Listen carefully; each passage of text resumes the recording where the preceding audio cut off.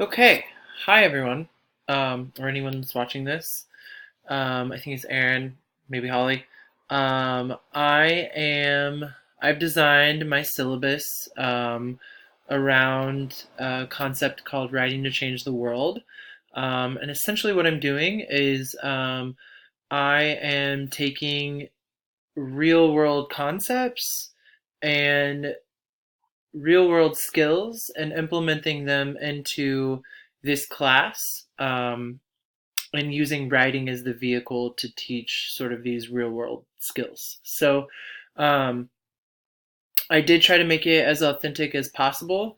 One of the areas that I was really trying to focus on that I felt like needed gaps from the last time I did this or we spoke was the collaboration piece. And so I really tried to focus on that and implement as much collaboration as possible. And then also to not just for the sake of collaboration, but really to sort of flip the classroom and take myself out of it as much as possible. I did, though, try to include some different strategies um, so that it's not just all collaboration and discussion and writing, but that also I do have some classes that include lecture, so that students can discuss the different styles of writing and then hear me lecture about sort of the principles of that style of writing.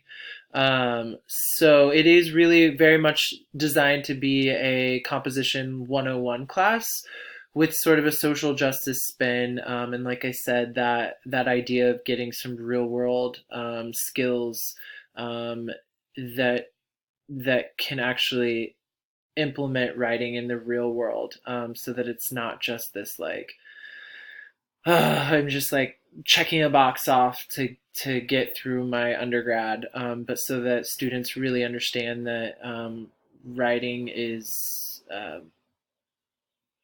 changes the world. um, so I have my course description, and I'll let you read that through that on your own.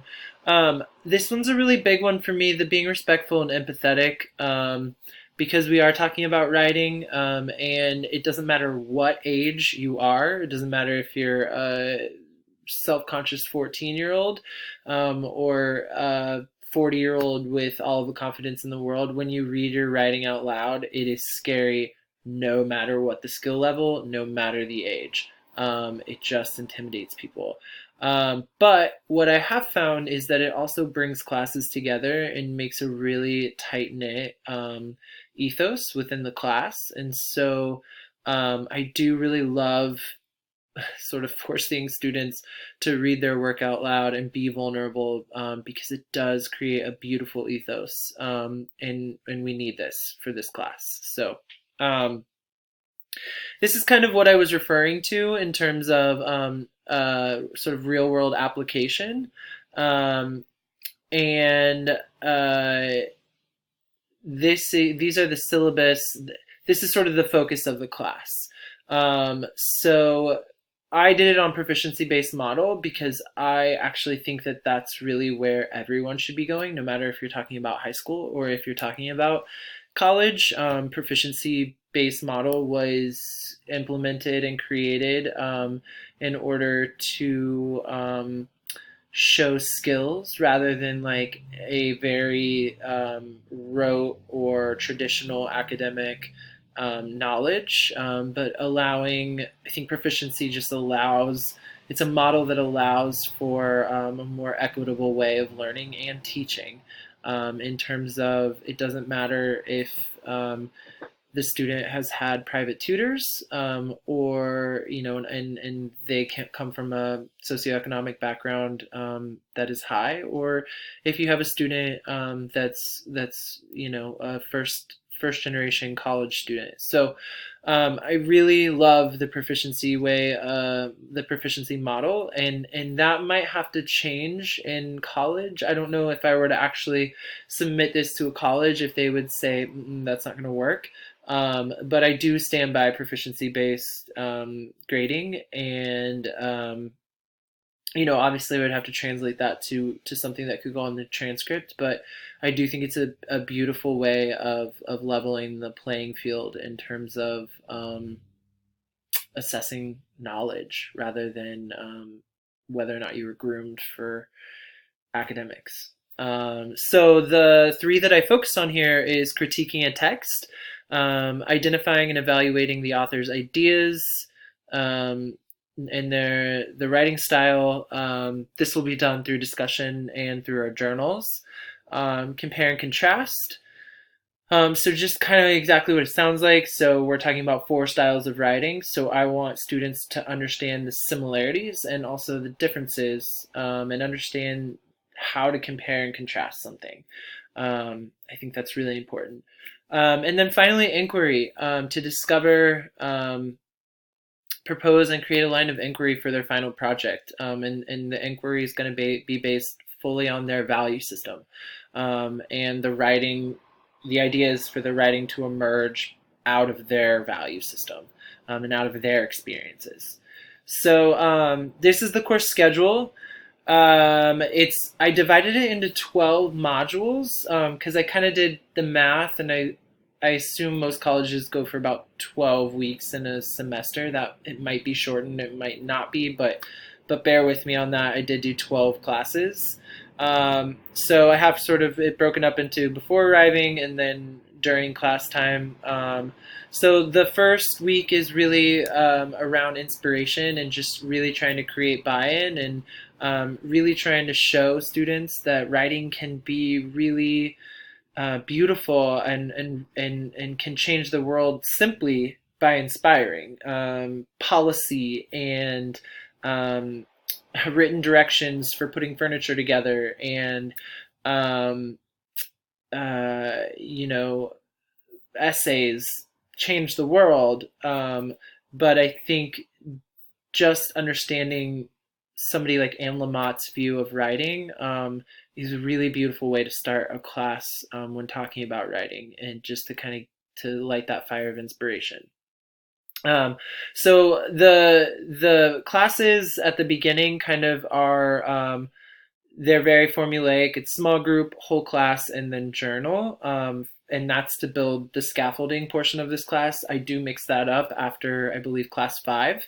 Um, and that's just to kind of set the tone of the class and get everyone kind of in like um, schedule. And then the other reasoning behind that is because it just sort of makes sense for what I'm doing in the collaboration piece of it. So I'm asking them to annotate for all of their books that I'm having them read. And the annotation is noticing the patterns of what this style of writing is doing, and also obviously to pull out questions. And then we come to class with our annotations in small group discussions. They share in their small group what they pulled out, and then we kind of discuss as a class what we discussed in our small groups. And then not this particular class, but for like the styles of writing, you'll see that like for the whole class discussion, what did you discuss in your groups? I will synthesize group discussions on the board. So me, the instructor, will kind of just jot down like bigger ideas that I'm hearing from everyone. And then that will likely play into my lecture. What they pull out. I mean, they've obviously gone through high school. They have some sense of what these four styles of writings, what they do, and their purpose. So they're largely going to pull out probably a lot of it. But then I want to point out the patterns of descriptive writing. And I started with description because it lives in all types of writing. So it's just a kind of a natural place to start. Um, Module three or class three is expository writing. So you'll notice the books that I have them read. This is a beautiful novel. She's actually a scientist who also writes fiction, and this book is incredible if you haven't read it. Um, And then for this, I'm trying to have them read like real world um, applications of this. So I did think about having them read something like policy for expository writing, but I think that that's just a little too dense for a Composition 101 class. So I did just do the Best American Essays, and that's going to cover a lot of. I mean, I don't know if you've ever read any of the Best American Essays, but that always ends up covering a variety of topics. That can speak to different students. And honestly, this class is asking students to read a lot. And as long as they read most of the book or a lot of the book to get the gist of the style of writing, like I'm not doing like quizzes on reading comprehension. I just want them to understand, come into class understanding kind of the model of writing and seeing a model of writing. So if they only get through half of the Best American Essays of 2019, I'm totally fine with that. So again, kind of the same sort of pattern here, a little bit of a variation on the small group discussion, but again, pulling back out, talking as a whole class about what we talked about in our small groups, and then seeing that lecture that I give them, and then we journal. And the journals do vary from week to week, and that's just to keep things interesting. But it is also to go back up to the critiquing a text. So basically, I set up the journals so that they're always able to think and reflect on these while also kind of giving it a little bit of a critique. And that was sort of the idea there. So Module 4, same thing, persuasive writing.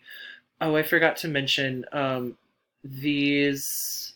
Sorry, I'm probably making you all sick. These I'll link, and it should link in your PDF. I'm wondering if I click on one, if it opens it here.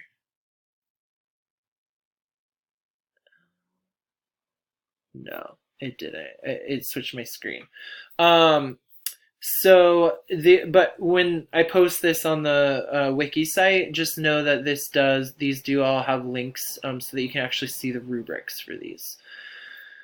So module 4 is persuasive writing, and again, I tried to do real world persuasive writing, which is speeches. And so I did try to pull in and try to try to use uh, relevant pedagogy that speaks to everyone. So I did pull out the Great African American Speeches, which this book is awesome if you haven't read it. Module 5 is narrative writing. I thought about doing another book, but I thought in order to speak to everyone in class and to speak to all of the populations that might be in the class, I did pull out. I used short stories instead in order to get a lot of different perspectives in. So, The Yellow Wallpaper, really famous short story about men who make a woman feel crazy. Brokeback Mountain, I'm sure you all know Brokeback Mountain. It's an LGBTQ story, and then American Born Chinese is a beautiful graphic novel. And so I kind of did a variety of time periods, and also some different mediums. Narrative writing totally works in graphic novel, and I'm totally okay if somebody is an artist and wants to create a narrative arc through a graphic novel. I think that's awesome. Um, so again, similar format with the class time here.